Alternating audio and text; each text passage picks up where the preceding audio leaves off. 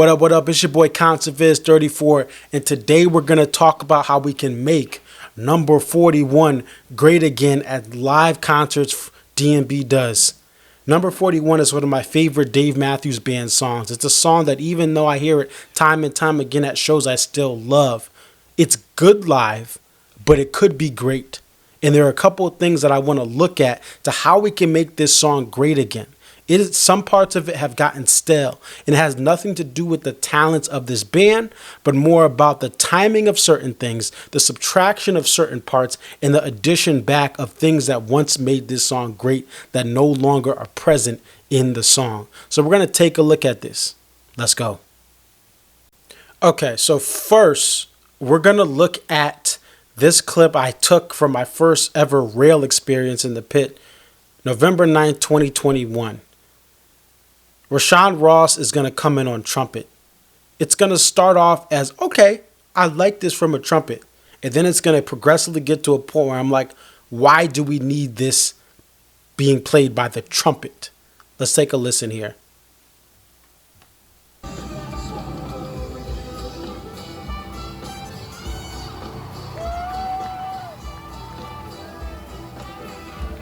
So far, so good. All right, this is a nice little trumpet thing right in the mid register, staying in the mid part of that treble clef, right? Let's continue.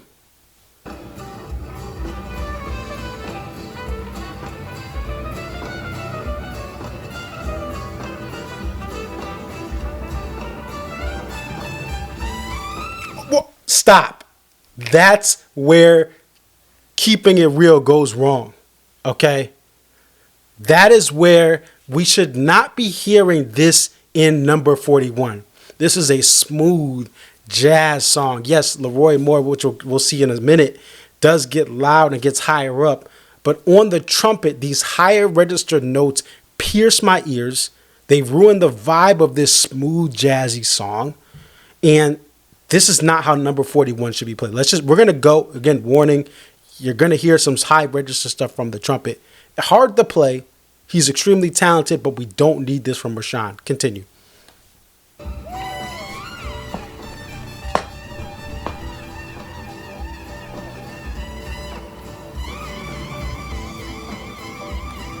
We don't need that in number 41. Warehouse. It's fine. Rashawn can do his thing in Warehouse. Like, that's fine. In number 41, you're supposed to be smooth in this joint. This is supposed to be a smooth song, not a high register, trilling. All right? It's a little bit too trill for this song. Now, this video is not being made to say, hey, I need violin or I'm not showing up to show. I'm not one of those guys. The violin has been eliminated from this band for right now, maybe forever. Life goes on. But let's just listen to what Boyd does. And this is different because of the trumpet and that brass popping out. It doesn't sound like what Boyd used to do. This is what Boyd did in that same spot Rashawn was in.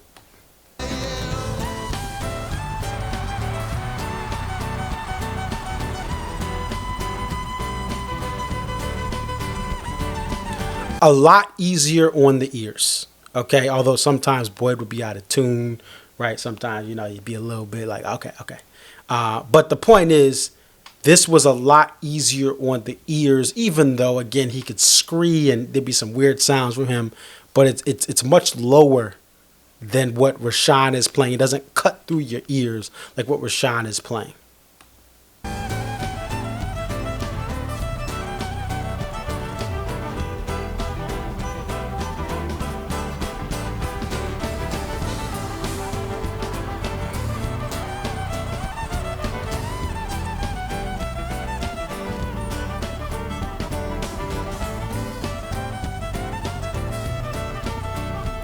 By the way, this is listener supported.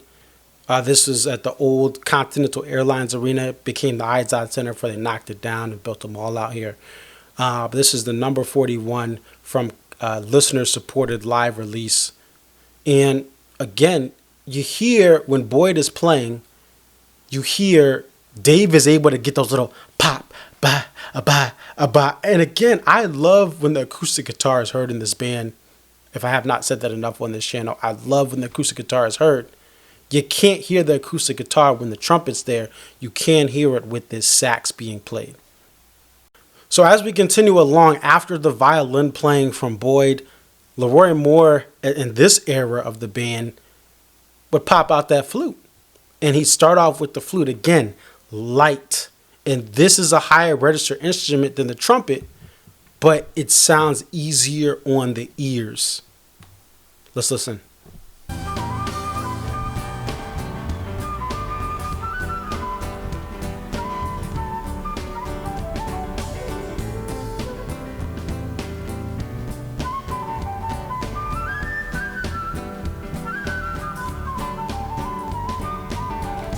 Again, notice you still hear Dave. Ba, da, da, da. So you have that feeling that, yes, Roy has this flute solo, but the rest of the band is balanced out behind him. And you don't hear that nowadays in 41. You don't hear Dave doing those little small parts, which is why this is one of the best versions of number 41.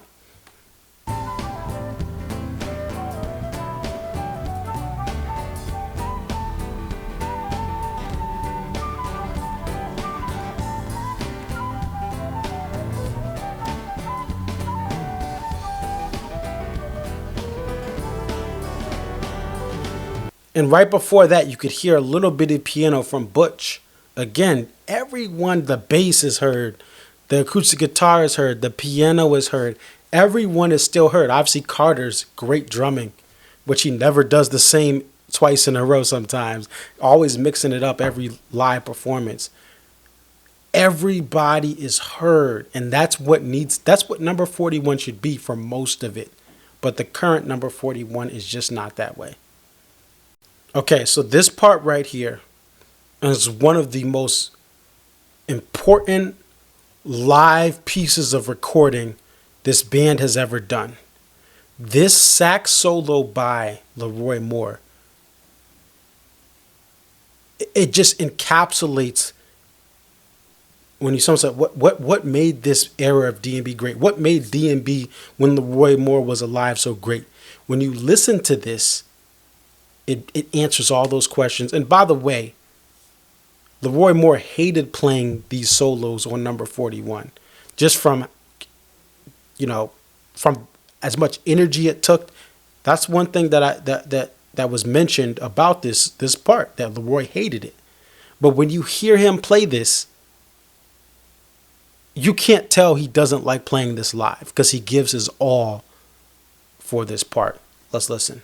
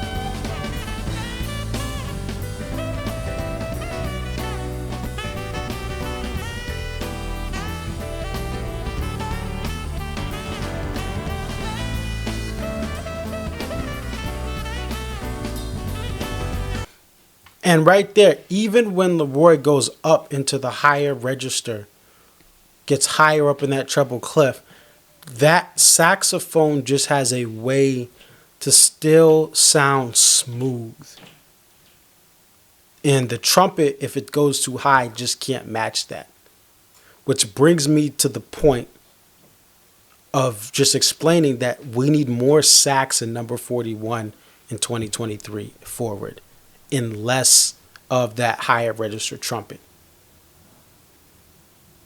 That's what will make this song great again. Less higher register trumpet, more smooth sax.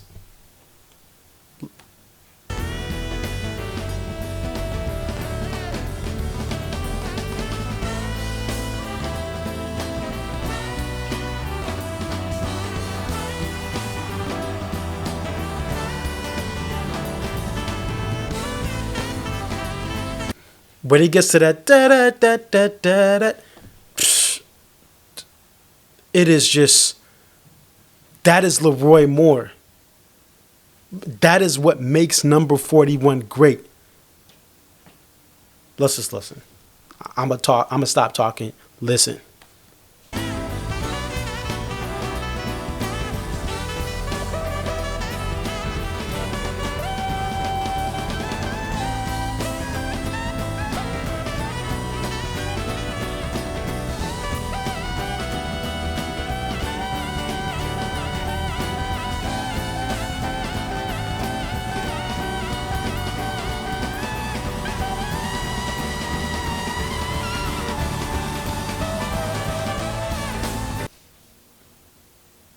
It's so sad that we lost this man way too soon. It's so sad that we lost this man way too soon. He is playing this saxophone in a way that few people can play the saxophone. All the while allowing space for Boyd Tinsley to be Boyd Tinsley, allowing space for Dave to do his little riffs, allowing Carter Beauford to still shine through. Leroy Moore was Joe Montana. His Super Bowl record is impeccable. When he gets to these big stage, when he gets to the big game, he does not lose. This is what makes number 41 great. Now you may be saying, okay, he's passed away. Jeff Coffin has taken on the responsibility of playing the sax, even playing the flute in songs like Say Goodbye and Now Walk Around the Moon. How do we get Jeff Coffin to play these parts that are just, no matter who plays it, even Branford Marsalis, who inspired Leroy Moore, no one can play it like Roy, but we still need saxophone. We're going to take you guys back to 2002 in Ottawa, Canada, and Jeff Coffin is going to show us that no, he is not Leroy Moore, just like Stevie Ray Vaughan is not Jimi Hendrix, right? Everyone has their own skills, has their own specialties, has their own talents, and talent is meant to shine. Let's take a look at Jeff Coffin shining in number 41, the longest number 41 on a live stage ever. So here we go. April 20th, 2002, Ottawa, Canada. Number 41 featuring the Flecktones. Jeff Coffin is going to do his thing right here.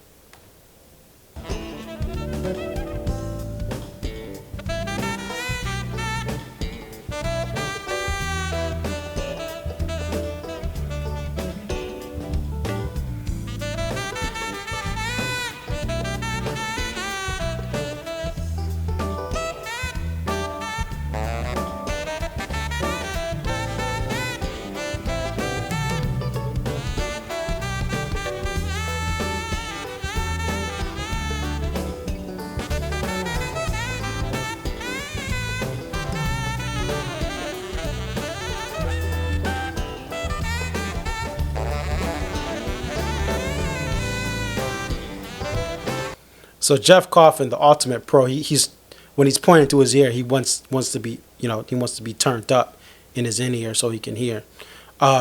Jeff Coffin plays more notes than Leroy Moore.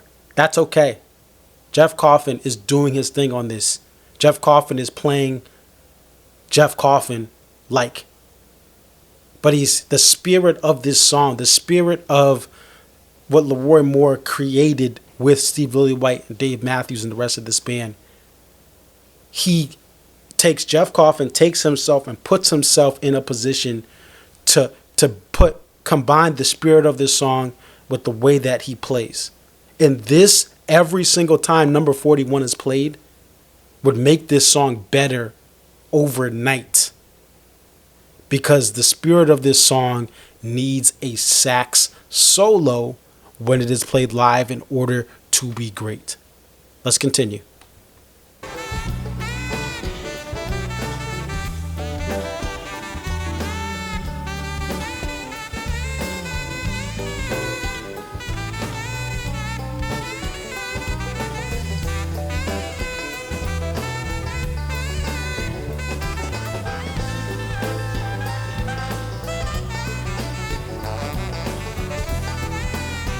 Now, just notice again, even though Jeff is playing this solo, Victor Wooten is playing his bass, Bela Fleck is playing his banjo, and everyone is able to be appreciated. Matter of fact, you could listen to this song 5 or 6 times, and one time just listen to what Victor's doing, one time listen to what Jeff is doing, another time listen to what Bela Fleck is doing, another time listen to what Carter's doing. Number 41 is also great, as we've seen multiple examples in this video, when you have the ability for multiple instruments to shine. And the current format of this song does not allow that to happen. I think Tim Reynolds on this song is amazing when he plays his solos. But the one thing about his solos for this song is there's no space for everybody else to shine. When the point guard of this jam is the saxophone can distribute points in time for the bass, for the keys, for whoever to hop in and get that ball, with the sax distributing it over so everyone gets their stats filled up and the team wins. So I'm not going to show anything from Tim Reynolds, but Tim Reynolds is a wizard on the number 41 solos. Joe Lawler guested in on one of them at Deer Creek that I went to in 2022. Amazing. Other guests have been amazing. But this is not an electric guitar centric song. Maybe at the end have a little bit of Tim, have a little bit, like have him have, about 2 minutes right at the end of the song to get some riffs in, get some chords, parts of jazz chords in there. But this song needs to be spearheaded by the sax because, again, look right up there. Oh, that way. It's that way. I got to practice this for these videos. It's this way. Up there, Jeff Coffin is at the center, right? He's at the center of this thing, and he's distributing out vibes for everyone else to be heard.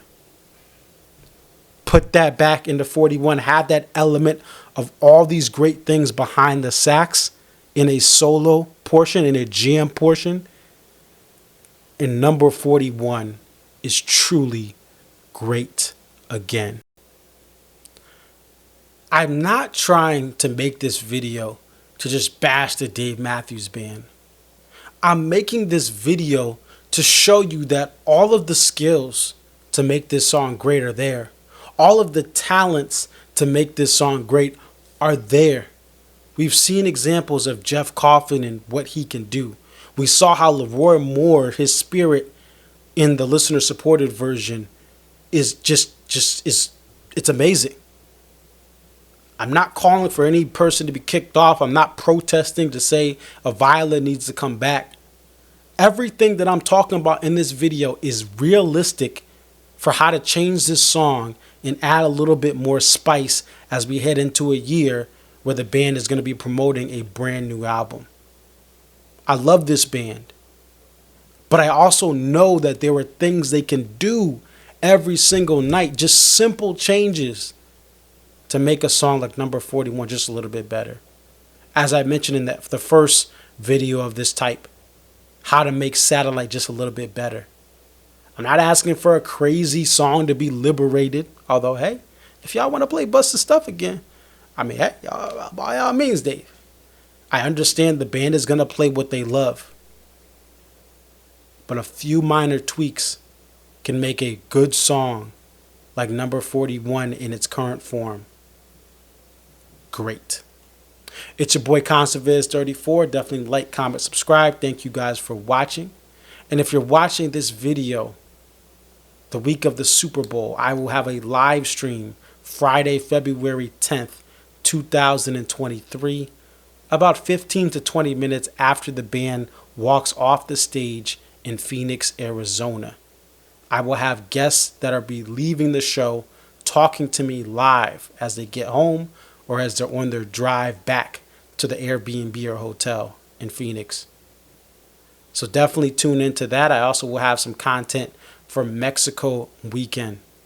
Going to be working to get some people that are going to Mexico to talk to us every single night to tell us what they were feeling in Mexico. And of course, when this band goes to Innings Fest, when this band begins their summer tour, I will be on every single night to talk to people walking away from these shows to get the reaction about a band they love and I love, the Dave Matthews Band. It's your boy ConcertViz34. Peace.